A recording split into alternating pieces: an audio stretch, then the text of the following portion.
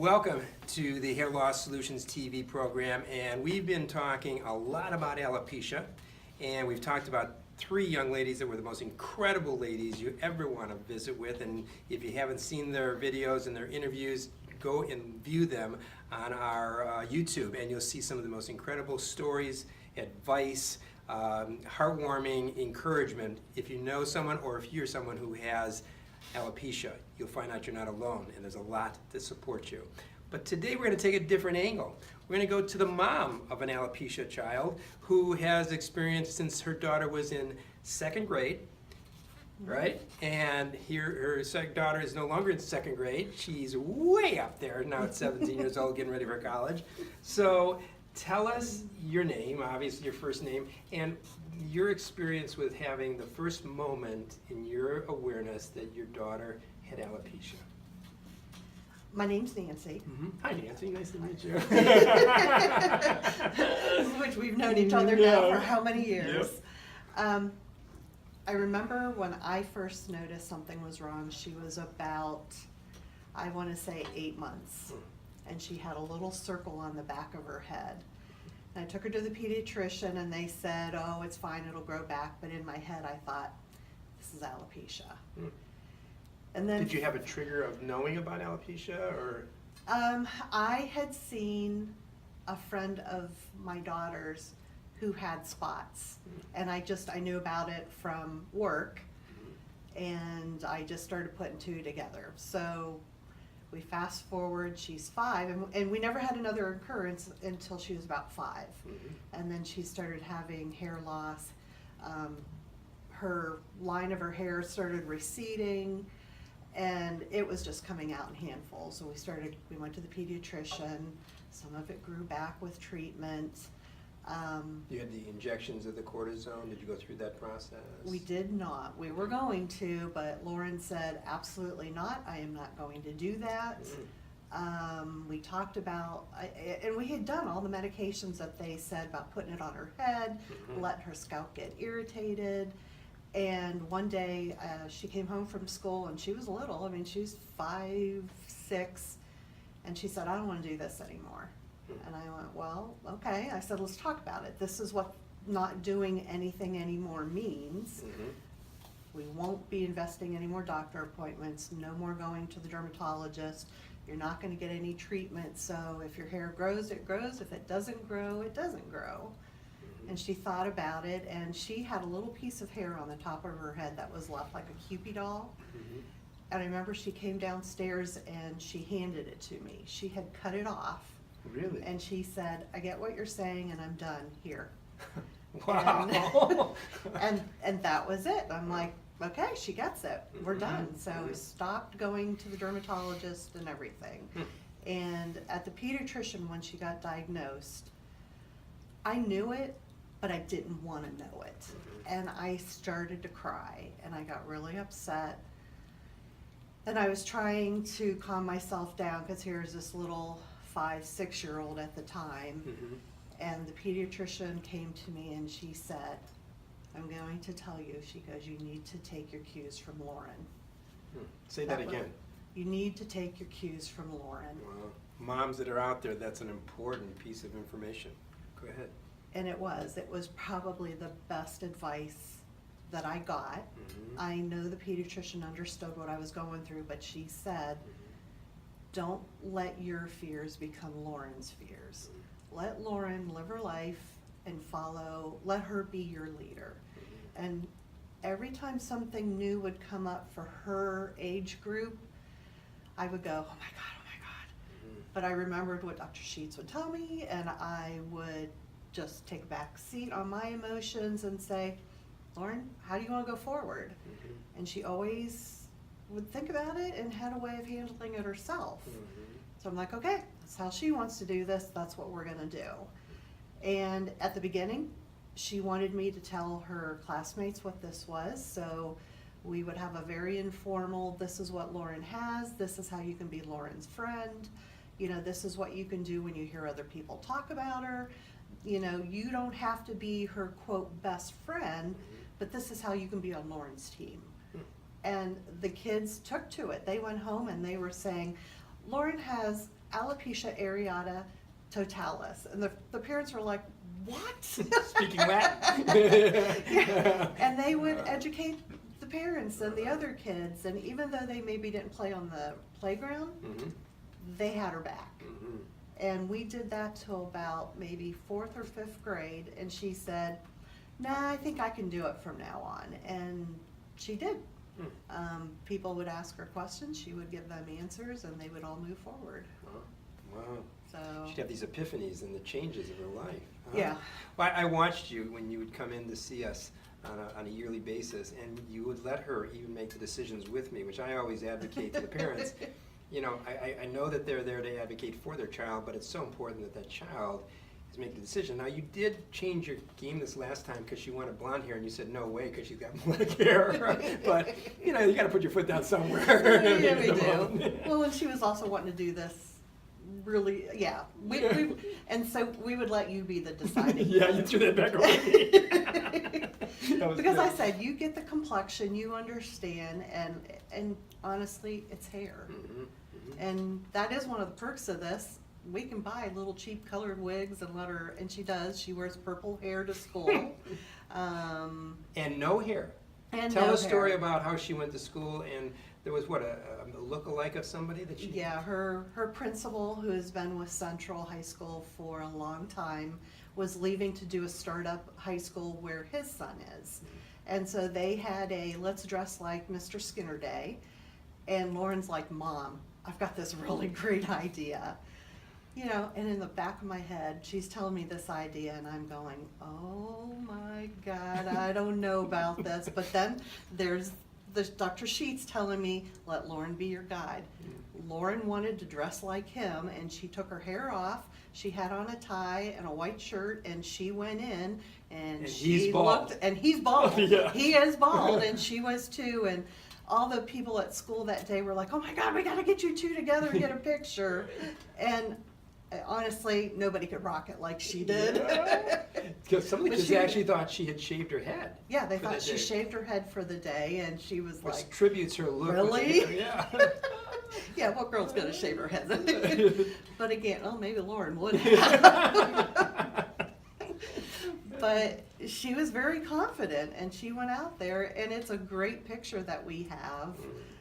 And they bonded together, and she has worked as like one of the students in the office, and so she runs into him quite often. So I think it was a pretty high tribute to him. Yeah, that's beautiful. Yeah. That's beautiful. Now, how did you find Wigs for Kids? Where was the entry of that relationship that you came with us? Oh, well, she started losing all this hair. Hats weren't doing it. And we were like, okay, well, we got to come up with something.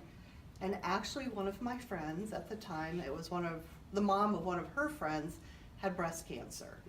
And she had done a lot of research looking where to get a wig for when she was doing treatment.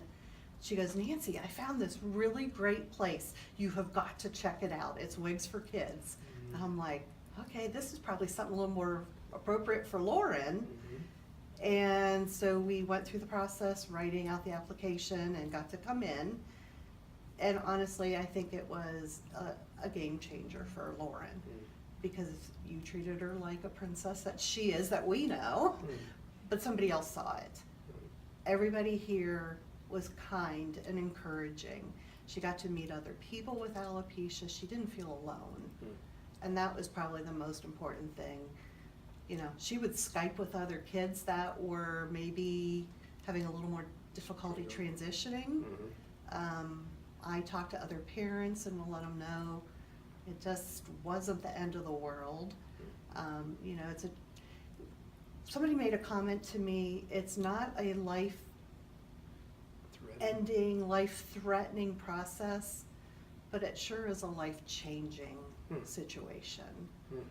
And everything that you thought that was going to be, you're gonna comb your daughter's hair, you get to hear her scream. I remember one of the moms telling me that how that didn't happen. She couldn't have that process. And some parents may think, well, that's not a bad thing. You know, it is still part, and you know, all this trying to help them with their hair, and you know, going to prom and having her hair put up. You know, we had to make a lot of changes, which are very superficial, but it still is a change. And then you don't know if other children are going to respect them the way that you do. And Lauren really has the best group of friends ever. I'm so proud of Lauren and who she chose to be with, and they all, one girl actually that she's not around with as much anymore said it perfectly: Lauren's Lauren with or without hair. and that is true, and that's how her friends see her. Right. But coming up here, I think, helped embrace it and make it more well-rounded. And just so the audience knows, how much did it cost you for those wigs over the years? Nothing. That's a blessing that we tribute the people that give the hair and give the money, because it takes both. But it's really a great ability for us to serve kids all over the United States. And Lauren is one incredible lady. I agree with that. Hey, tell us about this. She's into a new program that she just did an interview with. Kind of tell us about that alopecia awareness that she's got bracelets and everything going with. So Lauren is a Girl Scout. I'm her Girl Scout leader along with my friend. We're co-leaders. We've been with these girls since they were 5, and they are now seniors. Part of Girl Scouts is they can opt to work on a bronze award, then the silver award. The gold award is the highest achievement a Girl Scout can Almost like make. an Eagle Scout goes Yeah, in from it Boy can Scouts. kind of attribute to Boy Scouts. There's nothing higher. The thing is, it's something they have to do independently. They have to show leadership, organization. They have to put this project together themselves, get it approved by Girl Scouts. As a mom and troop leader, I actually can do a little guiding, but I have to step back and let the girls do this independently. I can kind of say, come on, I want you doing this. Right. That's about it. So Lauren decided she wanted to educate people about alopecia. It's not cancer. It doesn't mean she's going to die. There are some coexisting medical complications that tend to go with most kids who have alopecia, but those are doable. She wanted to let people, and more importantly, other kids her age, have the same support that she has gotten, that she's not alone, that you're gonna be okay, that you're gonna have a wonderful life if that's the way you want to go. It's doable and it's okay, and there are some perks to it, you know, and we encourage that in our house. You know, certain things, ladies hate to shave their legs. Lauren really doesn't have to do that a whole lot. There's perks. I'm hot, I take my hair off. We try to use a lot of humor in our house. You know, there is none of, I can't do this. Yes, you can do this. Let's think of another way to do it. And Lauren is just a very positive kid anyway. Well, you know, I want to introduce Lauren to another friend of mine over in Italy, which is Claudia. And Claudia has had, in 10 minutes, lost her whole head. She was on a ski trip, lost all of her hair in the shower, unprecedented in any way. She dealt with it as you did and as Lauren did, and she then started an organization, a support group called Alopecia and Friends, and she's now broadened the spectrum all over Europe, and now even coming to the United States. I'm going to get the two of them to talk together because Lauren just finished with us doing the interviews with a number of the recipient children. She did a great job, and we've also, and you don't know this, but we offered to her to be one of the spokespeople for Wigs for Kids and our Speakers Bureau, because she's done such a great job, but you've done such a great job.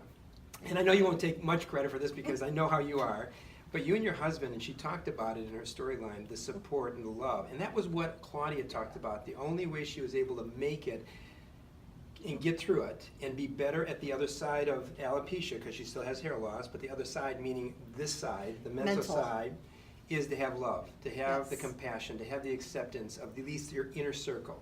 And if anything for the audience to hear, they have to hear that, you know, I know parents would be frustrated. Why my kid? Did I do anything wrong? Is it? Oh my gosh, yes.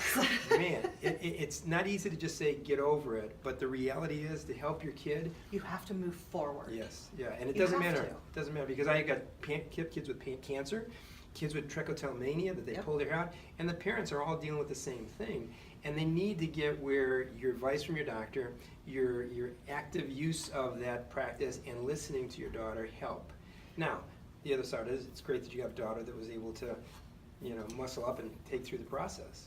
The one thing I am gonna say for parents though, they do need to take the time to grieve. Oh, yeah, that's good. Because It's a good- it is a change. It is a change. I caution them what they're showing in front of their kids. You want to show appropriate coping skills and teach your child how Mhm. to cope with this, because mhm. it's a change. That's right. But you don't want to scare your child either. Mhm. But it's also important that the parent really grieve Mhm. and then say, okay, we're moving on here. This is still going to be okay. How did you grieve? Is there anything that you did specifically? Did you I cried a Cried? lot. just go in your bedroom and close the door Yeah, or go for a walk? Cried to my husband, took my dog for a walk, cried with the dog. Mhm. Really cried a lot with my husband and talked to him and said, why me? Why my daughter? Mhm. I'll go bald, take all my hair. Mhm. You know, I don't want my daughter to have to go through any of this. Mhm. That being said, obviously God didn't take my hair, didn't switch places with me. But Lauren and I are really good friends too. She's my daughter, and you do have to follow my rules, yes. But we can laugh over certain things, and I know she's going to be okay. I know that she will be okay. And she is okay. Well, thank you for doing this. I hope that it really speaks to the audience of parents above anything else, and teachers and doctors. And you know, the journey is a lot of people that interrupt the trip, either good or bad. And you know, when you discovered that the doctor's process was not working, not because they weren't trying, but there wasn't anything they could do. Yeah. Okay, there's a time, And of a sometimes season for that- everything. Yeah, sometimes that happens. Mhm. Some kids will get growth, some kids won't, Mhm. and that is okay. That's right. That's right. She's had some really beautiful hair here too, and that's been really fun. And I do have to share this. This is hilarious. Go ahead. One of the wigs that she got was just this beautiful cascade of hair, and we had to go to a teacher-parent conference, and it must have been maybe her first or second wig. And because she was young and she was still crawling on the chairs, and this was for my son's teacher-parent conference, and she's hanging and her hair's all over the place, and she's just being a kid rolling all over the place. And another parent waiting came up to her and said, "You have just got the most beautiful hair. It's almost like a wig." And Lauren goes, "Well, that's because it is a wig," and went on playing. And the other That's mother, so Lauren. and the mother just looked at me and went, "It is a wig." Oh, that is excellent. Oh. But everybody just kind of stopped Yeah, right. and was like, "What's going to happen here?" Mhm. But she just kept playing and doing her own thing. Well, I hope you get to see some of the interviews that Lauren, her daughter, did, and with Annie and Emily. They're just some incredible laughter, some real incredible insights. I couldn't have scripted it better than she did. So, again, until you watch another program on our YouTube channel or hairlosssolutions.tv, remember, you're not alone, and also remember, beauty begins within. I'm Jeffrey Paul.